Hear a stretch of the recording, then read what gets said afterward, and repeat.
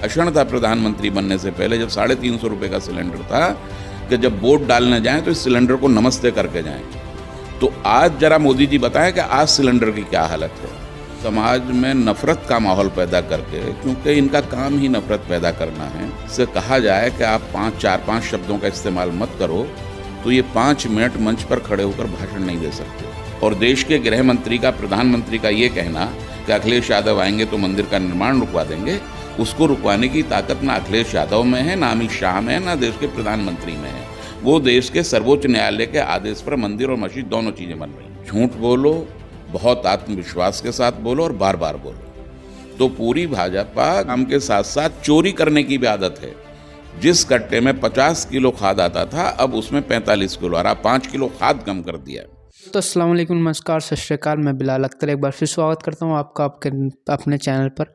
इस वक्त मैं मौजूद हूं ज़िला हापुड़ में और हमारे साथ मौजूद हैं किशन सिंह तोमर जी। मैं आपको बता दूं, किशन सिंह तोमर जी समाजवादी पार्टी से पूर्व जिला अध्यक्ष भी रह चुके हैं हापुड़ के। तो आज इन्हीं से बातचीत करेंगे और जानेंगे आने वाले 2022 के चुनाव के बारे में। सर, पहले तो बहुत बहुत स्वागत है आपका हमारे चैनल। धन्यवाद बिलाल जी, आपका और आपके चैनल का। तो सर, पहले मैं आपसे यही जानना चाहूँगा कि आपको क्या लगता है 2022 के चुनाव में क्या होने वाला है? 2022 के चुनाव में जनता ने तय कर लिया है बदलाव का, और अखिलेश यादव जी की सरकार आ रही है, उसमें कहीं कोई दो राय नहीं है। अखिलेश यादव जी की विजय यात्राएं चल रही हैं और उनमें जो जन सैलाब उमड़ रहा है वह अपने आप आने वाली भीड़ है। और भाजपा की पूरी फौज लेकर के प्रधानमंत्री से और सारे उनके मंत्री नेता सब उत्तर प्रदेश में लगे हुए हैं, घबराए हुए हैं, और केवल झूठ का सहारा है उनको। तो 2022 का चुनाव बिल्कुल स्पष्ट है कि वो समाजवादी पार्टी सरकार बना रही है। सर, आपने बात करी विजय रथ यात्रा की। ऐसे हम बात करें तो भीड़ तो वो भारतीय जनता पार्टी की यात्रा चल रही है, जन विश्वास यात्रा, उसमें बहुत उमड़ रही है। वो भी फोटोज और वीडियोज के जरिए लोगों को बता रहते हैं कि भीड़ सारा प्रशासन, जी। सारा अमला लेकर के लेखपाल से और डीएम तक भीड़ जुटाने में लगे हुए हैं। वो सारी भीड़ किराए पर लाई गई भीड़ है, और उसी में तुम लोगों ने कई वीडियो वायरल हो रहे हैं, देखा होगा कि झंडा बीजेपी का लिए लोग खड़े हैं और अखिलेश यादव जिंदाबाद के नारे लगा रहे हैं। जी। तो वो सब भीड़ प्रायोजित भीड़ है, और उस भीड़ में तमाम समाजवादी पार्टी के समर्थकों को भी गाहे बगाहे ले जाया जा रहा है। क्योंकि कुछ जो लाभार्थी हैं उनको कहते हैं कि अगर आप नहीं चलोगे तो आपका ये जो लाभ मिल रहा है वो काट दिया जाएगा। उस तरह से वो सब भीड़ जुटाई जा रही है। सर, बात करें अगर चुनाव के बारे में, तो ये है कि अगर जैसे पहले अखिलेश यादव ने बहुत सारे काम करे पिछले, और वो अभी भी गिनाते हैं अपने कामों का, मैंने ये किया, मैंने ये किया, फिर भी जनता ने उन्हें 2017 के चुनाव में ठुकरा दिया। तो अब भी प्रचार में वो अपने पुराने काम गिना रहे हैं। आगे आने वाले मतलब चुनाव जीतने के बाद क्या काम करेंगे, या वो अभी जैसे चुनाव में काम गिना रहे हैं अपने, तो इस बार भी हो सकता है जनता उन्हें ठुकरा दे। ऐसा है, पिछले चुनाव में भाजपा के लोगों ने पूरी तरह झूठ बोल करके और समाज में नफरत का माहौल पैदा करके, क्योंकि इनका काम ही नफरत पैदा करना है, और लोगों ने उस सांप्रदायिक ध्रुवीकरण के चलते अखिलेश यादव को नकारा। लेकिन आज 5 साल की सरकार में इनके पास, अगर इनसे कहा जाए कि आप 4-5 शब्दों का इस्तेमाल मत करो, तो ये 5 मिनट मंच पर खड़े होकर भाषण नहीं दे सकते।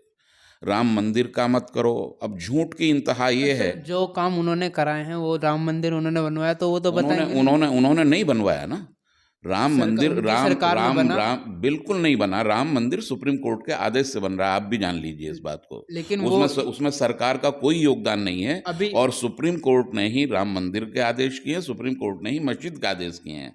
तो उसमें मंदिर मस्जिद सुप्रीम कोर्ट के आदेश से बन रहे हैं। और देश के गृह मंत्री का, प्रधानमंत्री का ये कहना कि अखिलेश यादव आएंगे तो मंदिर का निर्माण रुकवा देंगे, उसको रुकवाने की ताकत ना अखिलेश यादव में है, ना अमित शाह में है, ना देश के प्रधानमंत्री में है। वो देश के सर्वोच्च न्यायालय के आदेश पर मंदिर और मस्जिद दोनों चीजें बन रही हैं। सर, लेकिन भारतीय जनता पार्टी तो राम मंदिर को अपने कामों में गिनाती है ना, कि हमारी सरकार में ही बना। अब वो मैं बता रहा हूँ ना आपको कि झूठ की पूरी ट्रेनिंग है। बिलाल जी, आपको बता दूं कि हिटलर का एक प्रचार मंत्री होता था, प्रोपोगंडा मिनिस्ट्री उसको कहते था, हिटलर के मंत्रालय में था। गोएबल्स एक बहुत बड़ा दार्शनिक था और गोएबल्स ये कहता था कि कामयाबी पाने का एक तरीका ये भी है कि झूठ बोलो, बहुत आत्मविश्वास के साथ बोलो और बार-बार बोलो। तो पूरी भाजपा गोएबल्स के दर्शन पर चल रही है और सार्वजनिक मंचों से उसके प्रधानमंत्री से लेकर के और सारे कार्यकर्ता झूठ का सहारा लिए हुए हैं और ये झूठ बहुत दिन चलने वाला नहीं है। प्रदेश की जो असली समस्याएं हैं, मोदी जी के सारे वादे जुमले साबित हो रहे हैं। मोदी जी ने 2014 में वादा किया था कि काला धन वापस आएगा और काला धन वापस आएगा तो 15-15 लाख रुपए हर व्यक्ति के खाते में जाएंगे, और ना तो काला धन वापस आया ना 15 लाख, और उनके गृह मंत्री ने कह दिया कि वो एक जुमला था। एक वादा 2019 के चुनाव में उन्होंने किया था कि 2022 में किसानों की आय दोगुना कर देंगे। आज किसानों का गन्ने का पेमेंट नहीं हो रहा है, इस साल का 1 रुपया, कुछ जगह पिछले साल का भी गन्ना भुगतान रुका हुआ है। किसान परेशान है, खाद के भाव दुगने तिगने हो गए और उसके बावजूद भी नहीं मिल रहा है, और खाद के दाम के साथ साथ चोरी करने की भी आदत है। जिस कट्टे में 50 किलो खाद आता था, अब उसमें 45 किलो आ रहा, 5 किलो खाद कम कर दिया है। तो बिल्कुल झूठी सरकार है, कोई वादा पूरा आज तक नहीं किया है इन्होंने। बेरोजगारी अपने चरम पर है, नौजवानों को रोजगार नहीं मिल रहा, महंगाई से लोगों का जीना दुश्वार हो रहा है। जो सिलेंडर 2014 में 350 पौने 400 रुपये का था, आज वो लगभग 1000 रुपये का सिलेंडर है। माननीय मोदी जी 2013 के चुनाव में उनका भाषण था प्रधानमंत्री बनने से पहले, जब 350 रुपये का सिलेंडर था, कि जब वोट डालने जाएं तो इस सिलेंडर को नमस्ते करके जाएं। तो आज जरा मोदी जी बताएं कि आज सिलेंडर की क्या हालत है। तो इनके पास काम गिनाने के लिए कुछ नहीं है, केवल और केवल समाज में नफरत पैदा करके और सांप्रदायिक ध्रुवीकरण करके चुनाव जीतना चाहते हैं। सर, आपने बात करी किसानों की, और भारतीय जनता पार्टी कहती है कि हम किसान हितैषी पार्टी, हमारी पार्टी किसान हितैषी पार्टी है, जितना काम किसानों के लिए हमने किया उतना किसी और पार्टी ने नहीं किया। वो कहते हैं कि हमने कानून लागू किए, वो किसानों को पसंद नहीं आया तो हमने वापस भी ले लिए। तो उस पर आप क्या कहना चाहेंगे? प्रधानमंत्री इतने असंवेदनशील हैं, किसान आंदोलन के दौरान लगभग 700 किसान शहीद हो गए, उनकी मौत हो गई। एक शब्द इस देश के प्रधानमंत्री अगर किसानों के हितैषी हैं, आज तक एक शब्द उन्होंने उन मृतक किसानों के प्रति संवेदनाएं व्यक्त नहीं की हैं।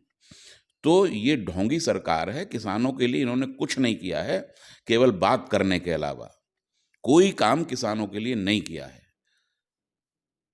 सर, अखिलेश यादव जी कहते हैं कि इस बार मतलब 400 से ज़्यादा सीट लेंगे, तो आपको क्या लगता है वो ज़्यादा नहीं हो गया?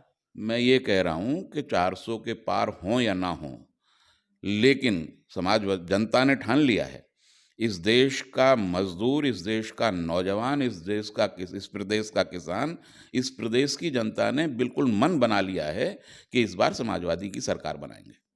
सर, किन मुद्दों पर समाजवादी चुनाव लड़ेगी? अभी तक तो पिछले काम गिना रहे अपने, उन्होंने अभी कोई ऐसा दावा नहीं। अब मुद्दे तो आप जनता तय करती है। नहीं, मुद्दा महंगाई का है, मुद्दा बेरोजगारी का है, और मुद्दा जो है किसानों का है, मुद्दा गन्ने के पेमेंट का है।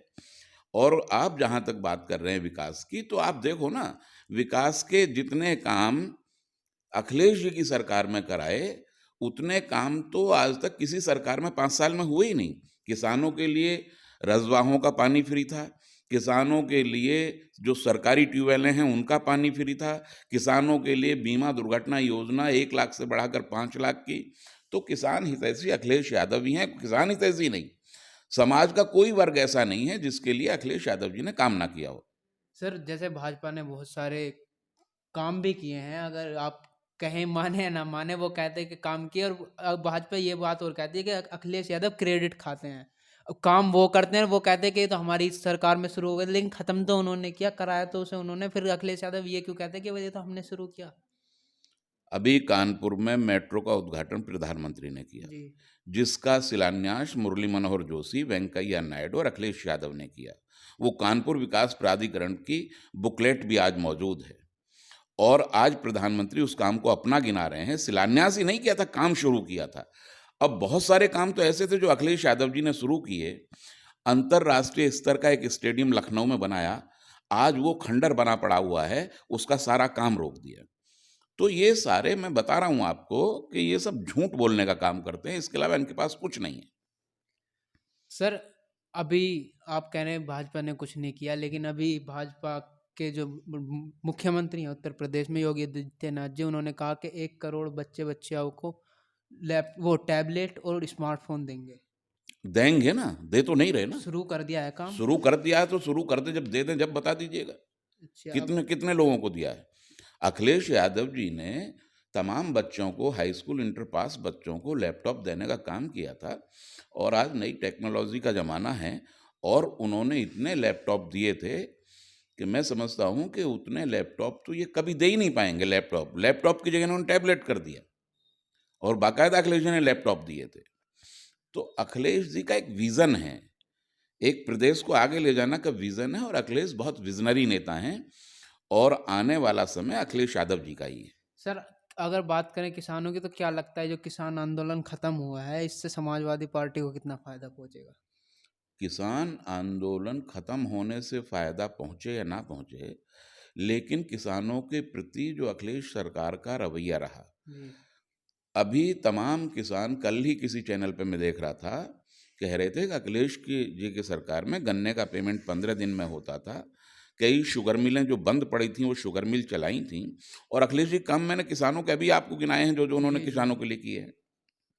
तो ये थी हमारी बातचीत किशन सिंह तोमर जी के साथ। अगर आपको इस तरह की बातचीत पसंद आई तो वीडियो को लाइक कीजिएगा, चैनल को करिएगा सब्सक्राइब। अगर वीडियो को फेसबुक देख रहे हैं तो पेज को फॉलो कीजिए। मैं कैमरामैन जैद के साथ बिलाल अख्तर, धन्यवाद।